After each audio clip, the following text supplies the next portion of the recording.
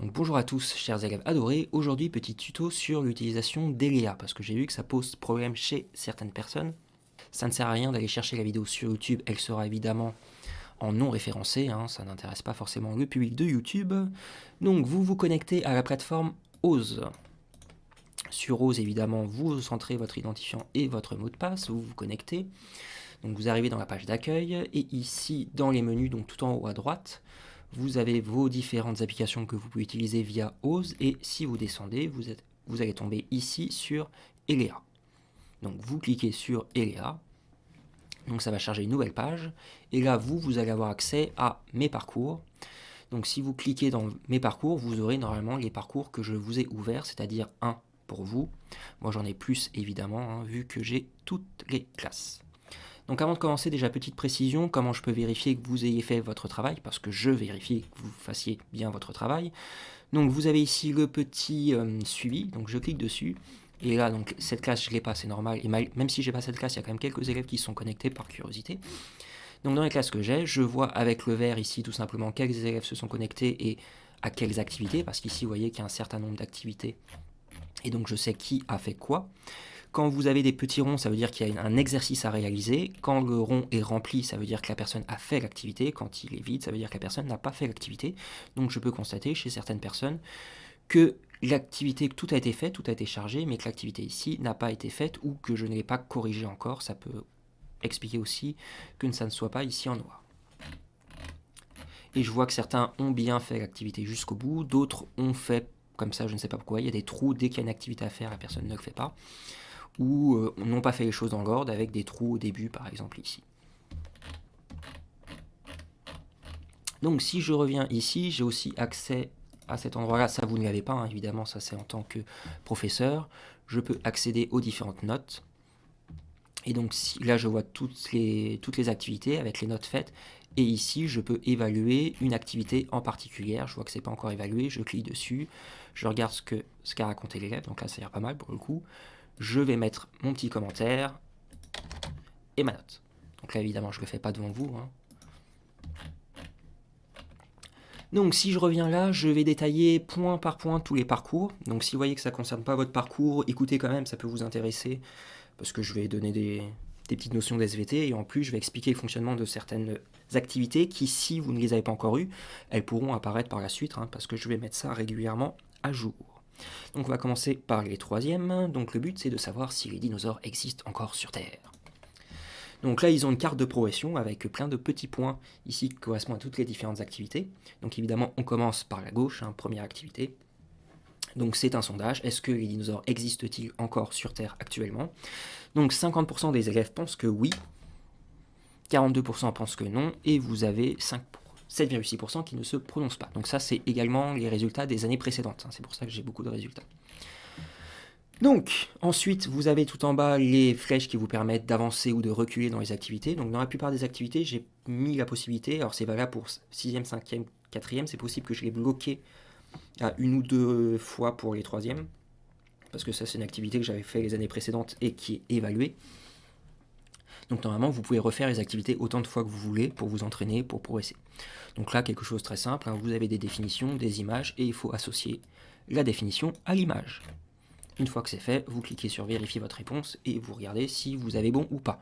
Donc ça, j'ai dit que c'était un tyrannosaure, forcément, ça marche pas trop, c'est un wombat. Donc ensuite, vous passez aux questions suivantes. Donc là, des fois, vous avez juste des documents qui vous expliquent un certain nombre de choses à lire, évidemment. Des petits quiz pour vérifier que vous avez bien lu le document. Par exemple, qu'est-ce qu'une crise biologique? Si vous n'avez pas lu, vous allez dire par exemple que c'est une crise d'urticaire.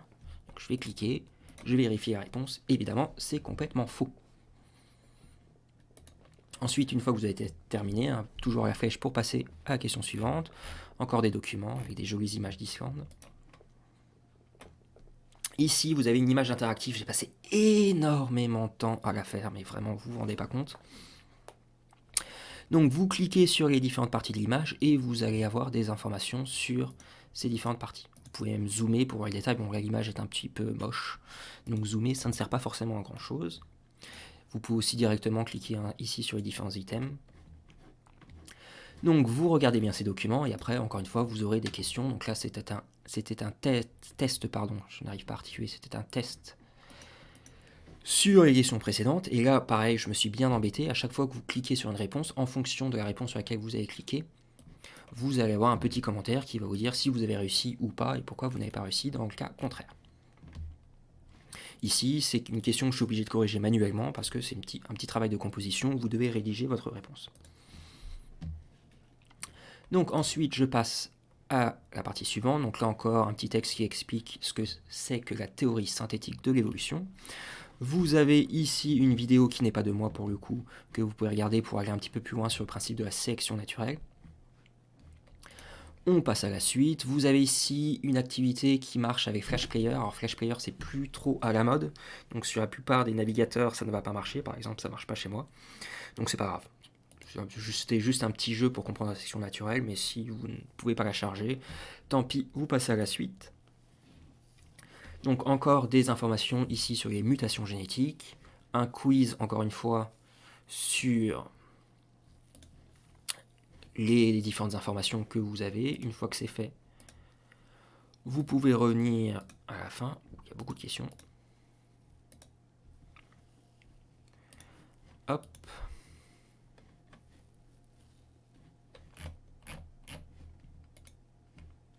Et une fois que c'est fait, pareil, vous passez à la question suivante et vous avez terminé. Donc on va passer maintenant au... Alors ça, pour cette... Je dirais... Je ne sais plus parler. Je dirais que ça va mettre une petite demi-heure à faire l'activité. Si vous lisez bien tout et que vous regardez en plus les vidéos, on va dire jusqu'à 1 heure maximum. En quatrième, on est sur le volcanisme. Donc sur le volcanisme, qu'est-ce que je vous propose? Là, vous n'avez pas de carte de progression, donc il faut cliquer directement sur les différents items. Évidemment, on commence par le premier, on commence par les débuts, c'est logique. Donc vous avez un petit problème, vous avez un tableau qui récapitule ce qu'on avait fait en classe, hein, c'est pour ça que là ça va assez vite. Vous avez un bilan à noter et on passe à la suite. Petit quiz pour vérifier si vous avez bien appris le bilan, si vous avez bien compris. Alors juste, je reviens là-dessus rapidement. Parfois, vous pouvez avoir plusieurs réponses possibles. Donc n'hésitez pas, lisez bien et si vous voyez qu'il y a plusieurs réponses, cliquez. Par exemple, lors d'une éruption effusive, la lave est fluide et vous avez des coulées de lave. Donc il y avait 2 réponses à mettre. Ensuite, d'où provient le magma à l'origine du volcan? Donc là, il fallait choisir une des hypothèses proposées et vous allez avoir des documents qui vont permettre de valider ou d'invalider ces différentes hypothèses. Donc un premier document qui permet de comprendre la structure de la Terre en étudiant les ondes sismiques. Des questions pour vérifier que vous avez bien compris le document. Encore des questions. Ensuite, alors juste je voudrais revenir là-dessus, le test. Voilà, je me disais, donc là vous avez un autre document et vous devez rédiger une réponse en analysant ce document. Hop, oui, je suis sûr. Terminer la relecture. Hop, donc. Ensuite, un dernier document qui va vous permettre de valider la dernière hypothèse et d'enfin d'avoir la réponse à la question posée. Encore une fois, un petit quiz pour vérifier que vous avez tout compris et vous avez le bilan à noter. Et on passe au dernier problème de cette activité sur comment se forme un volcan avec l'exemple du Parigoutine. Donc vous avez un texte à lire, vous écrivez évidemment, c'est valable pour tout, pour 5e, 6e, 5e, 4e, pas pour les 3e. Vous avez le cours à copier dans votre cahier. Donc les problèmes sont à copier, les bilans sont à copier, mais évidemment le reste des activités non, sauf si c'est précisé. Donc là par exemple, réalise un schéma sur ton cahier, c'est précisé. C'est donc à faire sur votre cahier. Donc vous lisez le document, vous complétez ce schéma, vous le dessinez sur votre cahier, vous écrivez le bilan. Là vous avez un petit rappel de ce qu'on a fait en 6e. Donc là j'ai pas mis, ça commence normalement directement à 3 minutes parce que c'est la partie qui nous intéresse sur l'éruption volcanique. Donc les 6e, vous allez avoir cette vidéo dans le prochain parcours. Ensuite, encore un petit quiz pour vérifier. Et là, c'est fini. Donc prochainement, donc la semaine prochaine, il y aura un grand quiz final pour vérifier les compétences. Ça sera un sort de contrôle, mais sur ELEA. On passe au 5e. Donc là, un chapitre très compliqué sur la climatologie. Si certains chapitres vous intéressent, je pense notamment au 3e qui font des exposés sur par exemple le climat et que vous voulez que je vous ouvre ce parcours, vous pouvez me le demander. J'essaierai de voir si c'est possible. Donc vous avez un document qui explique notamment comment se forme le vent en fonction de la température, de la pression atmosphérique. Donc à lire, à comprendre, un petit bilan à écrire et ensuite toujours des questions à répondre. Donc là aussi il y a plusieurs réponses possibles. L'air chaud, vu qu'une matière chaude va être excitée, les molécules vont bouger dans tous les sens, s'éloigner, prendre de plus en plus de volume, donc elles vont être plus légères. L'eau également va monter, donc ça va être plus humide. Donc l'air va monter. Je vérifie les réponses. Et j'ai bon évidemment, c'est moi qui ai fait le quiz. Excusez-moi, je suis perturbé, j'entends un bruit qui vient de l'extérieur, une sorte de tronc. Bruit de trompette. Pourquoi pas, on continue. Donc ici, vous avez un document qui présente le rayonnement solaire. Vous voyez que le rayonnement solaire va être plus concentré. Si vous regardez ici, vous allez voir que ça va être plus concentré au niveau de l'équateur qu'au niveau des pôles. Donc il fait plus chaud au niveau de l'équateur. C'est dingue, on s'y attendait pas. Ici, vous avez l'explication des airs chauds et humides qui vont monter, les airs froids et secs qui vont descendre. Ça explique pourquoi vous avez des zones désertiques et des zones humides. Donc vous lisez tout ça et grâce à ça, vous allez pouvoir compléter cette carte. Donc soit directement sur Paint, soit vous pouvez le faire, vous pouvez imprimer le document si vous avez une imprimante évidemment et le colorier à la main, il n'y a pas de souci, vous pouvez coller ça ensuite dans votre cahier. Donc vous mettez les zones humides, les zones sèches, les zones chaudes, les zones tempérées et les zones froides. Bilan à la fin à écrire sur votre cahier. Ensuite, problème 3, comment expliquer les climats passés. Donc là, attention, vous allez avoir une vidéo et dans la vidéo, vous avez des choses à faire. Donc, la vidéo se charge, vous cliquez sur la vidéo, vous la regardez bien dans son intégralité et à chaque fois que vous avez des petits points ici, ça veut dire que vous avez une question. Donc là, c'est parti. Hop. Vous voyez que la vidéo se met en pause automatiquement, vous cliquez dessus et vous répondez à la question associée.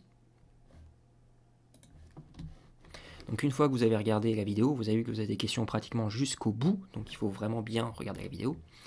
Vous passez à la suite et vous avez le bilan à écrire.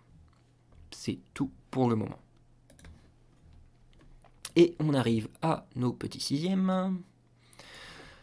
Donc les sixièmes, ce que je vous propose, beaucoup d'activités, mais vous allez voir que c'est assez rapide quand même à faire. Donc pareil, vous commencez évidemment par l'introduction. Vous avez ici des petites images, une petite introduction, vous lisez tout ça. Ici, vous avez à placer les différentes saisons au bon endroit. Donc si, comme moi, vous avez l'image qui apparaît en beaucoup trop grand, alors je suis désolé si vous utilisez des tablettes, ça marche pas très bien. Donc attendez que vos parents libèrent les PC. Donc si vous êtes dans ce cas de figure et que vous voulez réduire l'image, petite astuce, vous appuyez sur le bouton du clavier CTRL et sur la molette de la souris, vous tournez et ça va permettre de zoomer et dézoomer.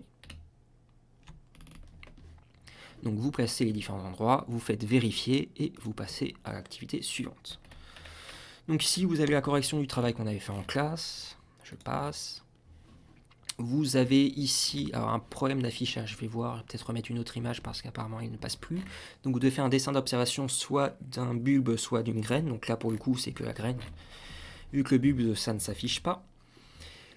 Et vous faites donc le dessin d'observation sur votre cahier, après avoir écrit évidemment le problème 1 associé.